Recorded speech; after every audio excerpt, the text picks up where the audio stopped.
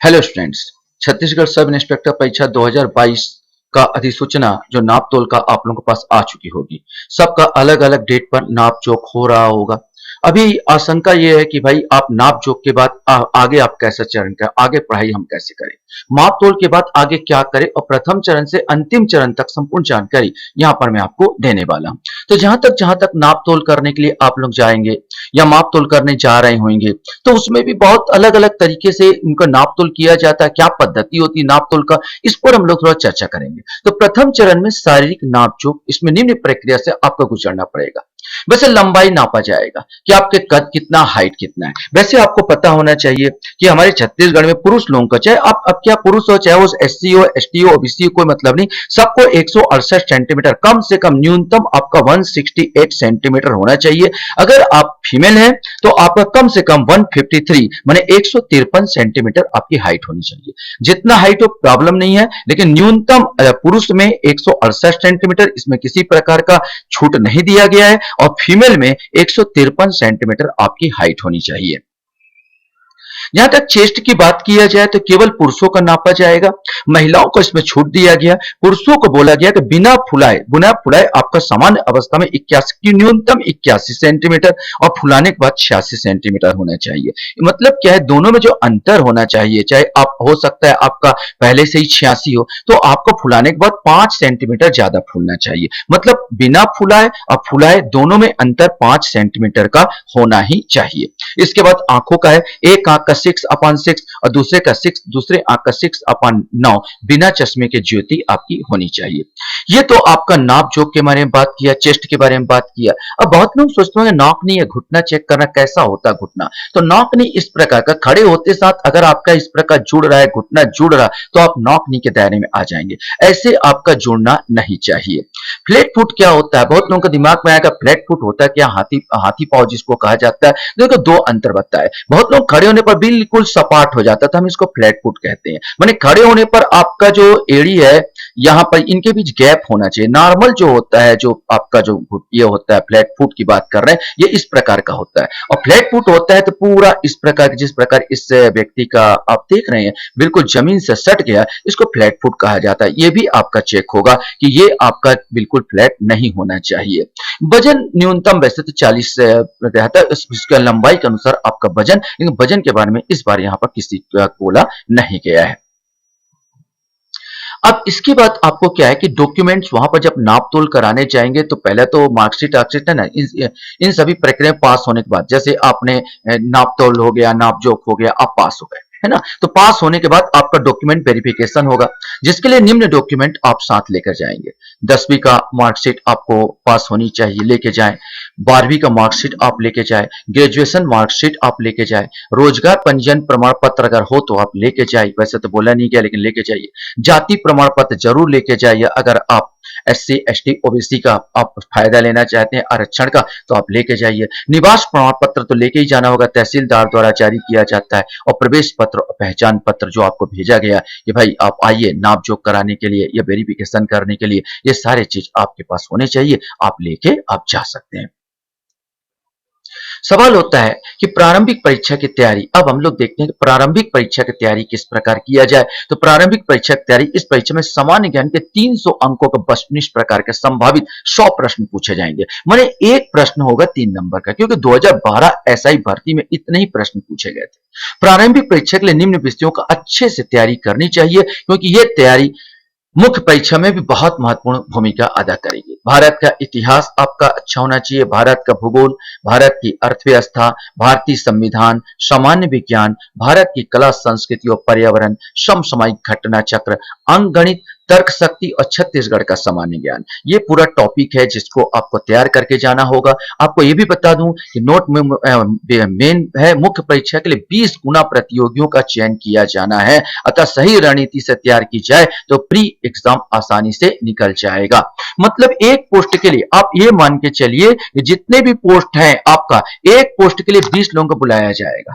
माने साफ बोला गया 20 गुना। यहाँ पर सबसे इंपॉर्टेंट है, थोड़ा भी आप थोड़ा सा मेहनत करते हैं तो पास होने की पूरी गुंजाइश है प्री में, क्योंकि एक पोस्ट के लिए 20 लड़के लोगों को बुलाया जा रहा था। सोच लीजिए यहाँ पर अगर 1000 अगर पोस्ट है, न्यूनतम अगर मान लीजिए 100 पोस्ट है, तो सिंपल सा 20 से मल्टीप्लाई करूंगा तो सीधा 2000 लड़के लोगों को बुलाया जाएगा यहाँ पर। और 1000 पोस्ट है तो सोच लीजिए मैंने सीधा 20,000 लोगों को बुला लिया जाएगा। तो यह याद रखना 20 गुना यहाँ पर लिया जा रहा है, इससे इसका आपको फायदा मिल सकता है। जहां तक मुख्य परीक्षा की तैयारी, इसी के बाद आपको मुख्य परीक्षा की तैयारी करने भिड़ जाना चाहिए।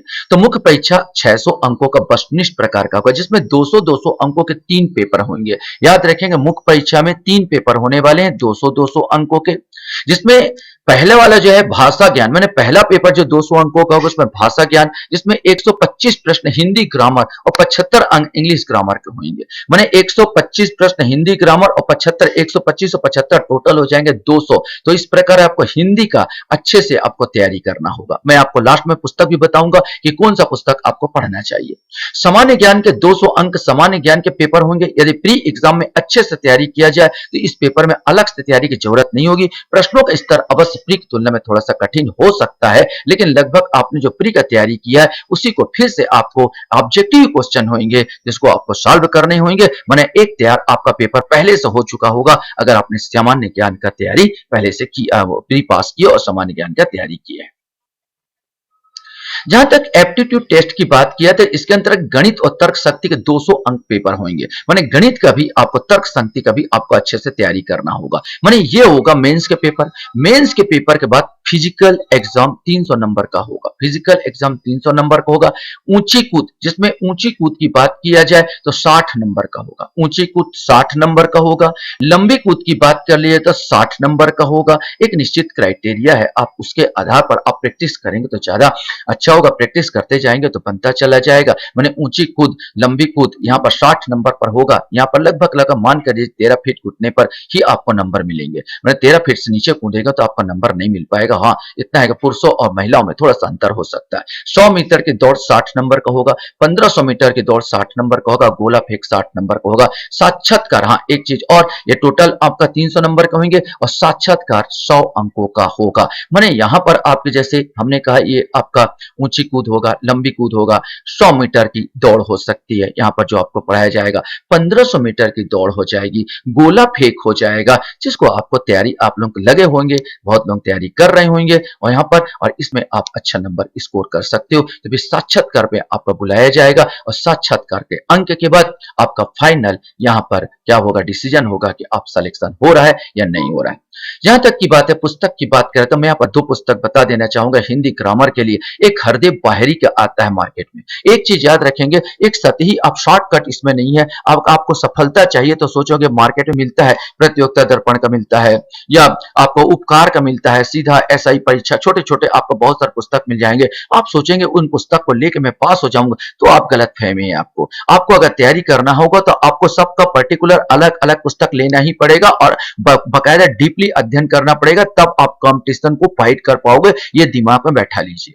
तो हिंदी व्याकरण के लिए मैं 2 पुस्तक बता रहा हूं, दोनों ही बहुत अच्छी है, हरदेव बाहरी और वासुदेव नंदन प्रसाद का। हरदेव बाहरी का ग्रामर, वासुदेव नंदन प्रसाद ग्रामर, जो आपको ठीक लगता है आप ले सकते हैं। मुझे तो दोनों ही पसंद है इन दोनों पुस्तकों में।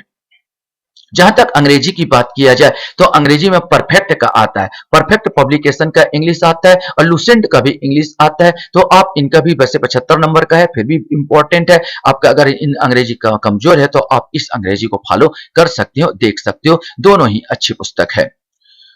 जहां तक अंक गणित की बात किया जाए तो अंक गणित में मैं 2 पुस्तक की बात करूंगा। एक शारदा पब्लिकेशन का एसडी यादव, बहुत अच्छी पुस्तक है। इसमें एसडी यादव का आप ले सकते हो। अगर एसडी या आपके पास पहले से डॉक्टर आर एस अग्रवाल की पुस्तक है तो भी बहुत अच्छी बात है, आप ले सकते हो। लेकिन दोनों पुस्तक में आप बोलेंगे मुझे कौन सा चयन करना चाहिए, अगर दोनों में से एक लेना को, तो मैं बोलूंगा भाई एसडी यादव का आप ले लीजिए। एसडी यादव का बहुत अच्छा पुस्तक है जो आपके लिए बहुत ईजी होगा। दिमाग में जो बोला जाए तो जो कम है, जिसका बोला जाए तो इंटरेस्ट कम है मैथ में या थोड़ा सा कठिन लगता है, उनके लिए एसडी यादव बहुत अच्छी पुस्तक है।